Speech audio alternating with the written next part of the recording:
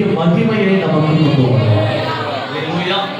விசுவாசித்தால் தேவ மகிமையை, ஜெபித்தால் வெற்றியை காணும்.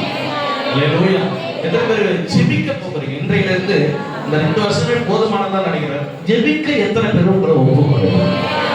இனிமே ஜெபம் நடந்துட்டே இருக்கணும். உங்க வீட்டுல ஜெபம் நடந்துட்டு இருந்தா ஒரு நாளும் நீங்க வெட்கப்பட்டு போக மாட்டீங்க. சத்துரு உங்க வீட்டை செயல்கொள்ள முடியாது. பிசாசின் போராட்டங்கள் உங்க குடும்பத்தை செயல்கொள்ள முடியாது. மந்திர கட்டுகள் ஒரு நாளும் செயல்பட முடியாது. உனக்கு விரோதமாய் உருவாக்கப்படும் ஆயுதங்கள் வாய்க்காமல் போகும். உன்னை என்ன பண்ணுவாங்க தெரியுங்களா? கனி கொடுக்கிற மரமாய். சிலர்லாம் அதான் எனக்கு நிறைய பேருக்கு அற்புதம் நடக்காததுக்கு ஆண்டவர் சொன்ன காரியம் சோதரம் ஜெப வாழ்வு இல்லை. ஆண்டவருடைய சமூகத்துல வந்து அந்நியன் ஒரு பொருத்தனையை போட்டுட்டு ஆண்டவர் இந்த காரியம் நடக்கணும்னா போயிடும், நடந்துடும். ஆனா தேவனை அறிந்த விசுவாசி கர்த்தரிடத்துல கேட்கலன்னா, பொருத்தனையை மாத்திரம் போட்டுட்டு கர்த்தரை கேட்காம இருந்ததுன்னா தாமதமாகி கொண்டே இருக்கும். கையில வந்தது கூட வராது. அல்லேலூயா. எத்தனை பேருக்கு நான் சொல்றது?